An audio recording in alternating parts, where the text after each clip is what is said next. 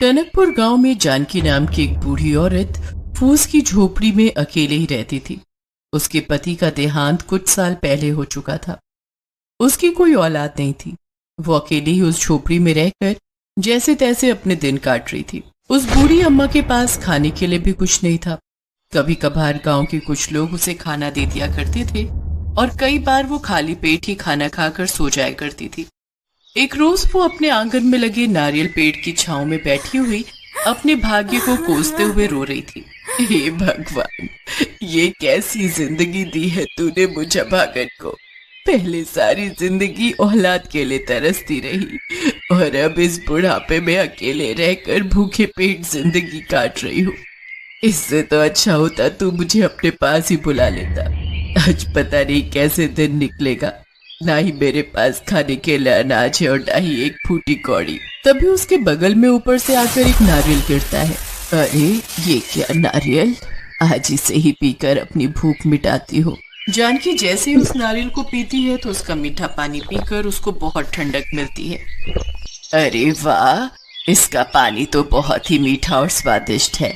एक नारियल और तोड़कर पी लेती हूँ, बस उसी से पेट भर जाएगा। जानकी एक डंडा उठाकर नारियल तोड़ने की कोशिश करती है, लेकिन नारियल का पेड़ काफी ऊंचा होने के कारण वो उस तक पहुंच नहीं पाती।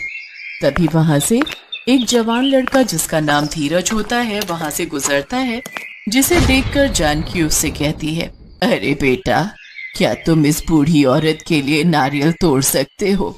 ये पेड़ बहुत ऊंचा है और मेरा हाथ इस तक नहीं पहुंच रहा। अगर तुम चाहो तो तुम भी अपने लिए एक नारियल तोड़ सकते हो।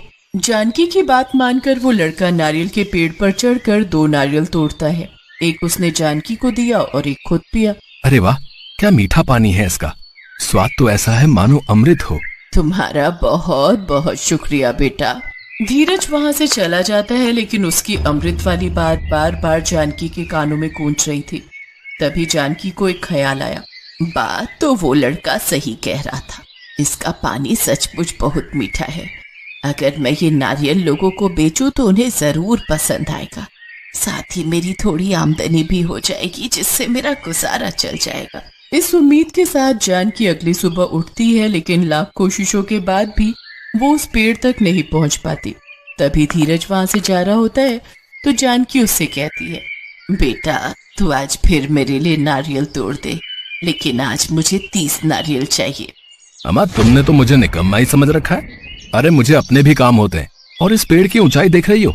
अगर ऊपर से नीचे गिरा तो भरी जवानी में शहीद हो जाऊंगा। और तुम मुझे एक ही नारियल देती हो, उससे मेरा क्या फायदा? अच्छा, एक शर्त पर तो तोड़ूंगा। 30 में से 15 नारियल मेरे और 15 तुम्हारे। बोलो मंजूर है? ठीक है, 15 तुम रख लेना। धीरज जल्दी से पेड़ पर चढ़ता है, 30 नारियल तोड़ लेता है।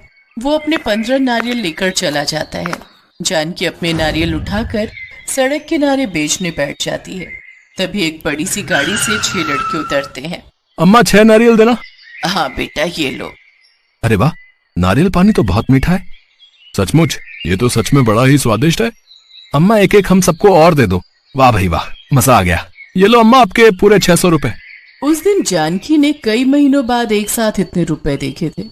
ऐसे ही करके उसके पास और ग्राहक आते हैं और उसके सभी नारियल बिक जाते हैं। दूसरी तरफ धीरज भी अपने सारे नारियल बाजार में बेच आता है।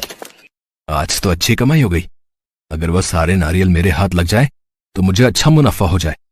एक काम करता हूँ, आज रात में ही सारे नारियल तोड़ लूंगा, ताकि उस बुढ़िया के लिए कुछ भी ना रहे। इधर जानकी आज बहुत खुश थी। आज उसने कई दिनों बाद भरपेट खाना जो खाया था। अगर ये नारियल का पेड़ ना होता तो आज भी मुझे भूखे पेट ही सोना पड़ता। जानकी भरपेट खाना खाकर सो जाती है। तभी धीरज आधी रात को उस नारियल के पेड़ के पास पहुंचता है। अरे, हमने तो कल कितने सारे नारियल तोड़ लिए थे, लेकिन आज ये फिर उतने ही हो गए। धीरज मन में लालच लिए जैसे ही उस पेड़ पर चढ़ता है, लेकिन उस पेड़ पर चढ़े उसे काफी देर हो गई, लेकिन वो ऊपर जा ही नहीं पा रहा था। आखिर ये हो क्या रहा है? मैं जितना ऊपर चढ़ने की कोशिश करता हूँ उतना ही नीचे आ जाता हूँ। तभी वो पेड़ से नीचे गिर जाता है।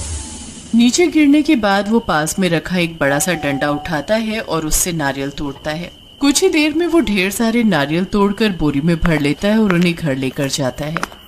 अब मैं इन सब नारियलों को कल बाजार में बेच दूंगा और खूब पैसे कमाऊंगा। इतना कहकर वो सो जाता है।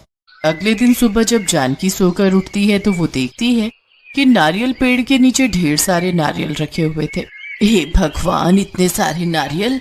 लगता है कल रात तेज आंधी आई जिसमें ये सारे नारियल टूटकर नीचे गिर गए। जब वो ऊपर पेड़ की तरफ देखती है तो हैरान रह जाती है।